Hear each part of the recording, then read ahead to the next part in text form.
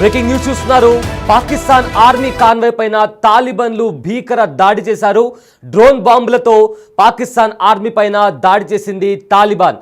అయితే ఇప్పటికే ఆఫ్ఘనిస్తాన్లో రూల్ చేస్తున్న తాలిబాన్లకు పాకిస్తాన్కి మధ్య అంత సంబంధాలు బాలేవు. అయితే రీసెంట్గా చైనాలో తాలిబాన్కి సంబంధించిన విదేశాంగ మంత్రి, తాత్కాలిక విదేశాంగ మంత్రితో పాటు పాకిస్తాన్ విదేశాంగ మంత్రి అండ్ చైనా విదేశాంగ మంత్రి వీళ్ళందరూ కూడా బీజింగ్లో సమావేశమయ్యారు.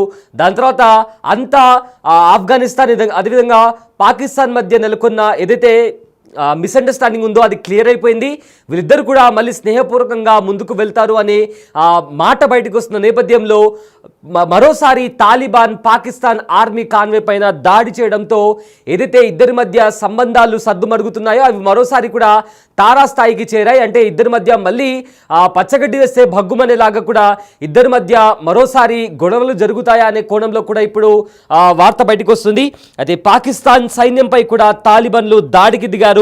అదును చూసి మిలిటరీ కాన్వాయ్ పై దాడి డ్రోన్ అటాక్ చేశారు తాలిబాన్లు. దీంతో పాక్ సైన్యం కాన్వాయ్ కూడా ముక్కలైపోయింది. దాదాపు 10 మందికి పైగా పాక్ సైనికులు ఇందులో చనిపోవడం జరిగింది. గత కొన్నేళ్లుగా కూడా పాక్ వ్యతిరేకంగా తెహ్రీకే తాలిబాన్ పాకిస్తాన్ పైన పోరాటం చేస్తుంది. బిగ్ టీవీ స్క్రీన్ పైన ఆ దాడికి సంబంధించిన విజువల్స్ కూడా మనము చూస్తున్నాము.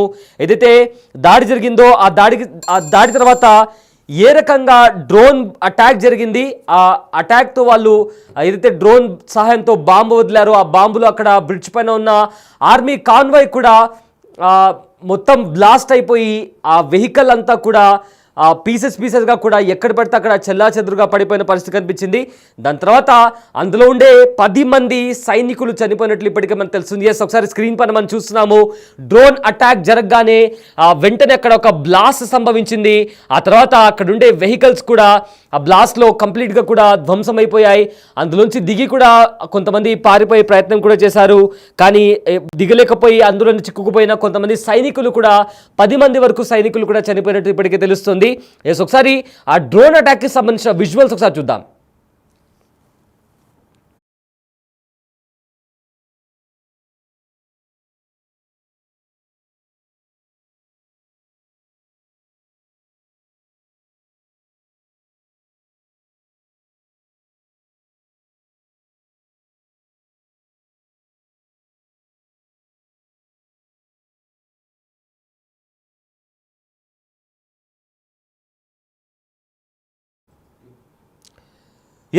విజువల్స్ చూసారు కదా, ఏ రకమైన దాడి తాలిబాన్లు చేశారో.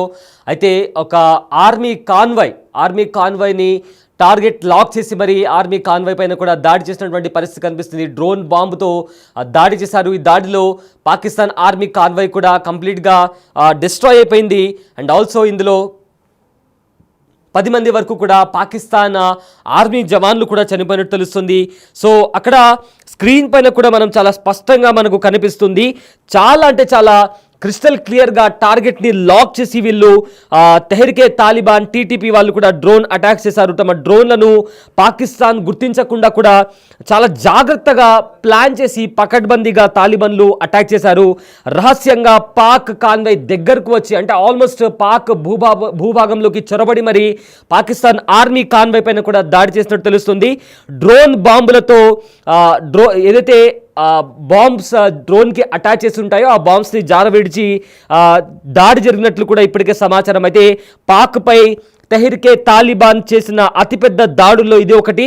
చాలా స్ట్రాటజికల్లీ పాక్ను దెబ్బ కొట్టారు తాలిబాన్లు. పాక్ను వెంటనే ఏవైతే పాక్లో అంతర్గతంగా కూడా సెక్యూరిటీకి సంబంధించి కూడా ఎన్నో చిక్కులు ఎదుర్కొంటుంది పాకిస్తాన్. ఒకవైపేమో బలోచిస్తాన్ లిబరేషన్ ఆర్మీ కూడా అటాక్ చేస్తుంటే, మరోవైపు తాలిబాన్లు కూడా చేస్తున్న దాడులతో పాకిస్తాన్ సైన్యం కాస్త ఆందోళనలో కనిపిస్తుంది. ఎందుకంటే తమ సైన్యంలో ఏం జరుగుతుందో తెలియట్లేదు. లోపలికి వచ్చి మరి దాడులు జరుగుతున్నాయి.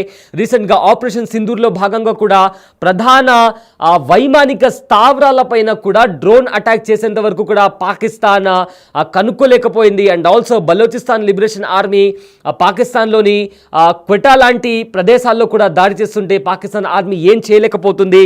మరోవైపు ఏమో ఆఫ్ఘనిస్తాన్ డ్రోన్ని పంపించి డ్రోన్ బాంబులతో అటాక్ చేస్తున్నా కూడా పాకిస్తాన్ ఆర్మీ దాన్ని కనిపెట్టలేకపోయింది. అయితే భవిష్యత్తులో ఇలాంటి సిచ్యువేషన్స్ చూస్తుంటే, ఇలాంటి దాడులు చూస్తుంటే భవిష్యత్తులో పాకిస్తాన్కి సంబంధించి భారీ ముప్పు, ఆఫ్ఘనిస్తాన్ నుంచి కూడా భారీ ముప్పు తప్పదని కూడా పాక్ రక్షణ శాఖ కూడా భావిస్తుంది. అయితే ఇప్పటికే దాడులను నివారించుకోవడంపై కూడా పాకిస్తాన్ హై టెక్నాలజీని కూడా డెవలప్ చేసుకునేందుకు ఫోకస్ చేస్తుంది. రీసెంట్గా కూడా రష్యా కూడా తమకు ఏవైతే వెపన్స్కి సంబంధించి తమకు వెపన్స్ సప్లై చేయాలంటూ కూడా ఇప్పటికే రష్యాను కూడా కోరింది పాకిస్తాన్. అయితే ఇప్పటికే చైనా కూడా పాకిస్తాన్కి వెపన్స్కి సంబంధించి చాలా వరకు వెపన్స్ని కూడా చైనా పాకిస్తాన్కు సప్లై చేస్తూ వస్తుంది.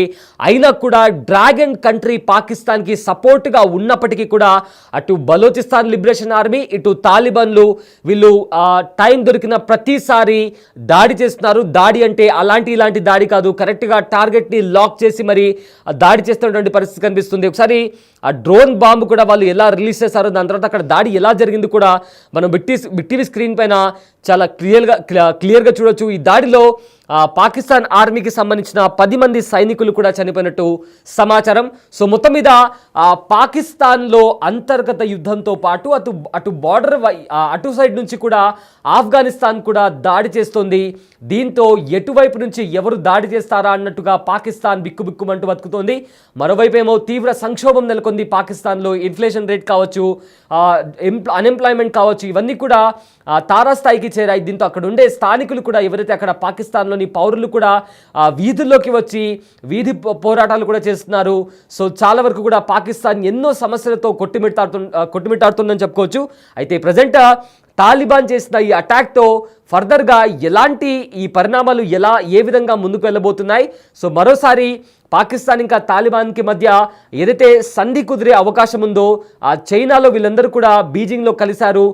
తాలిబాన్ తాత్కాలిక విదేశాంగ మంత్రితో పాటు పాకిస్తాన్ విదేశాంగ మంత్రి అండ్ ఆల్సో చైనా విదేశాంగ మంత్రి, వీళ్ళు ముగ్గురు కలిసి కూడా చైనాలో కలుసుకున్నారు. ఇంటర్నేషనల్ కారిడార్ బిల్డ్ చేయడానికి పాకిస్తాన్ అదేవిధంగా తాలిబాన్ వీళ్ళిద్దరూ, ఆఫ్ఘనిస్తాన్లో ఉన్న తాలిబాన్ ప్రభుత్వం వీళ్ళిద్దరూ ఒకరినొకరు సహకరించుకోవాలి. అండ్ ఆల్సో ఏదైతే ఇంటర్నేషనల్ కారిడార్ చైనా బిల్డ్ చేస్తుందో అక్కడ ఆఫ్ఘనిస్తాన్ కూడా చాలా కీలక పాత్ర పోషిస్తుంది. కాబట్టి ఒకరినొకరు పరస్పరంగా సహాయం అందించుకోవాలి, డెవలప్మెంట్ వైపు అడుగులు వేయాలంటూ కూడా చైనా చెప్పిన నేపథ్యంలో రెండు దేశాలు ఒప్పుకున్నాయి.